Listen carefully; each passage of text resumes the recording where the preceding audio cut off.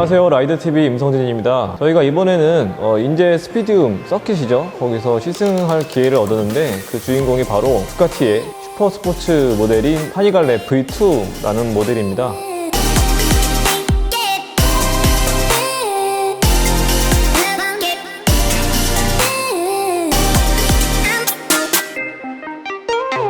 아마 일찍이 이제 V4에서 봤던 익숙한 실루엣이 많이 이제 담겨 있는 그런 신형 모델이긴 한데요.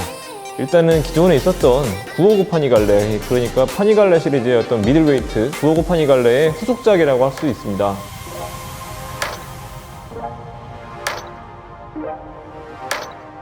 일단 기본적인 외형은 앞서 말씀드린 바와 같이 슈퍼바이크인 파니갈레 V4와 굉장히 유사하게 외형이 많이 바뀌었습니다. 굉장히 매끈하고 섹시한 그런 라인을 가지고 있습니다. 근데 이런 것들이 단순히 이제 보기 좋으라고 그렇게 만든 디자인이라기보다는 공격적인 그런 에어로다이나믹을 적용한 디자인이라고 생각을 하시면 되겠습니다.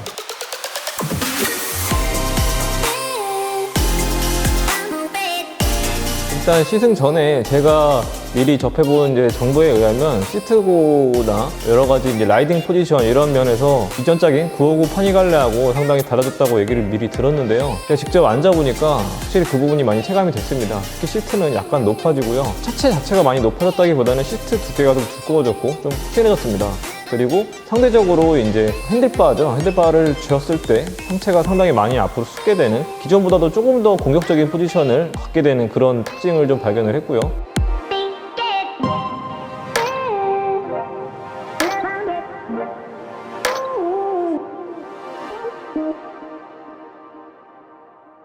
엔진은 955cc 배기량을 가지고 있고요. 슈퍼카드로라고 표현하는 두카티만의 굉장히 고회전형에 잘 맞게 설계된 L-트윈 2기통 엔진입니다. 다른 슈퍼바이크들하고 굉장히 차별되는 그런 엔진 형태를 가지고 있어서 또 두카티만의 색깔을 잘 가지고 있는 그런 슈퍼스포츠 바이크이기도 한데요. 최고 출력이 155마력이고 104Nm의 순간 토크를 발휘합니다. 수치상으로는 많이 보셨겠지만 일단 이 정도 수치는 우리가 일반적으로 생각하고 있던 미들웨이트라고 하기에는 굉장히 어려운 높은 출력들을 가지고 있다고 볼 수가 있는데요.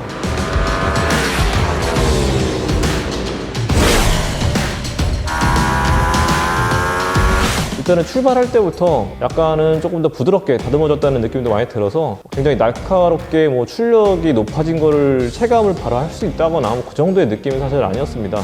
기존에도 충분히 고속 토크나 중속 토크가 슈퍼스포츠 치고는 상당히 두텁게 나와주는 그런 엔진 특성을 가지고 있었기 때문에 이런 토크나 출력이 늘어났다고 해서 그걸 바로 몸으로 체감할 수 있을 정도의 그렇게 큰 변화는 아니라고 생각이 들었고요. 여기 출발하면서 여러 가지로 이제 매핑이라든지 이런 게 굉장히 담백하게 바뀌었다고 해야 될까요? 부드럽게 느껴지는 그런 부분들이 약간 변화점이라고 느꼈고요.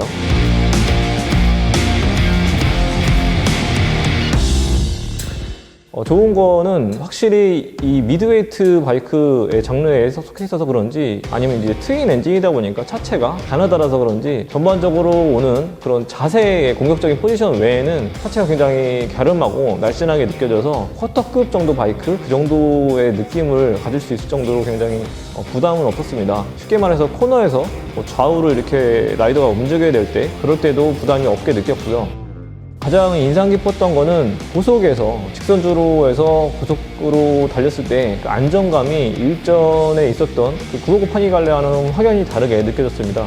특히 가장 크게 느껴졌던 거는 고속으로 달리다가 이제 1번 코너에서 브레이킹을 쳤을 때 그때 느껴지는 이 감속력이라든지 그때 느껴지는 이 안정감, 적지력에서 오는 안정감, 그런 것들이 굉장히 크게 느껴졌고요. 그런 부분들을 보면 확실히 이 페어링이나 카울링 디자인이 단순히 이제 보여주기 식으로 만든 건 아니구나 하는 생각이 많이 들었습니다.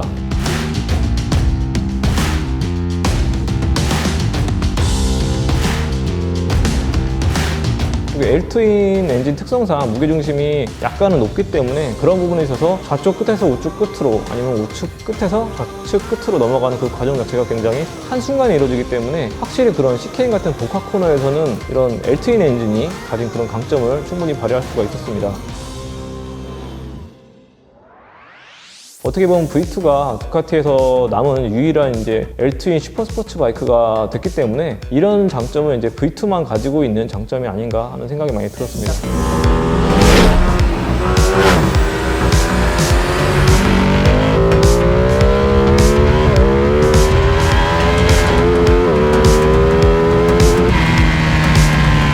업다운 퀵시프트도 모두 적용이 돼 있고요. 그 다음에 코너링 ABS도 적용이 돼 있고, DWC 윌리 컨트롤이죠. 그 다음에 엔진 브레이크 컨트롤, 그 다음에 당연히 트랙션 컨트롤, 이런 것들이 전자장비가 다 완벽하게 적용이 돼 있기 때문에 상급 기종인 V4에 비해서도 뭐 전자장비 면에서는 크게 부족함을 느끼기 사실 어려웠고요. 이제 아쉬운 점이라면 출력 자체가 차이가 굉장히 많이 나죠. 토크도 그렇고요. 그런 부분이 많이 차이가 났고, 사실 이날 그 상급 기종인 이제 V4S 신형 모델도 한번 번갈아 가면서 타볼 기회가 생겼는데, 확실히 두 모델을 번갈아 가면서 타니까 가장 크게 느껴지는 차이점은 일단 출력이었고요. 좀 의외였던 것은 고속에서 이 공력 특성이죠. 에어로다이나믹 그런 부분에서는 큰 차이를 사실 못 느꼈거든요. 이 좌우에 윙렛이 없다 뿐이지 전반적인 디자인이 거의 그대로 답습해온 그런 디자인이기 때문에 그런 부분에 있어서 안정감이라든지 고속에서의 브레이킹 안정감 이런 부분에서는 상급 기종에 비교해도 그렇게 후달리지 않는다는 그런 느낌을 많이 받았습니다.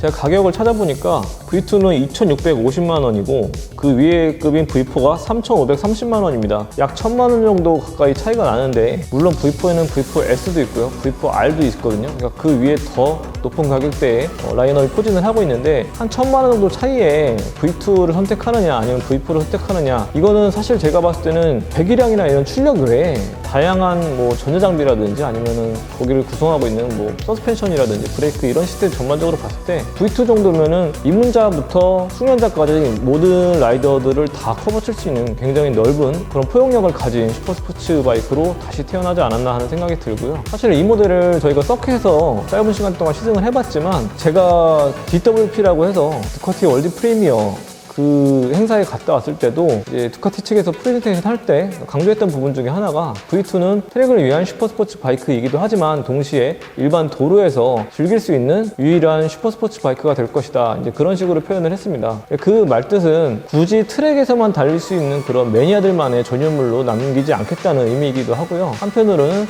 도로에서도 충분히 재밌게 불편함 없이 즐길 수 있을 만한 그런 퓨어 스포츠 머신이라는 그런 표현이기도 한데, 그래서 사실 저는 서킷에서 시승하는 것도 중요한 기회인데, 이거를 이제 일반 도로에서 와인딩 로드나 이런 데서 스포츠 라이딩을 즐겼을 때 또 어떤 즐거움을 줄지가 굉장히 기대가 됩니다. 충분히 좋은 장비들을 가지고 있지만 출력은 어느 정도 그래도 컨트롤 가능한 그 정도 수치를 가지고 있기 때문에 오히려 도로에서 더 부담 없이 재밌게 즐길 수 있는 굉장히 밸런스가 잘 맞아떨어지는 그런 슈퍼 스포츠 바이크가 되지 않을까 싶습니다. 다음에 기회가 된다면 일반 도로에서 또 V2 파니갈레를 한번 시승해보는 그런 기회가 생겼으면 좋겠고요. 지금까지 인제 스피드용 서킷에서 V2 파니갈레 모델을 시승해본 후기를 말씀드렸습니다. 저는 지금까지 라이드TV 임성진이었습니다. 감사합니다.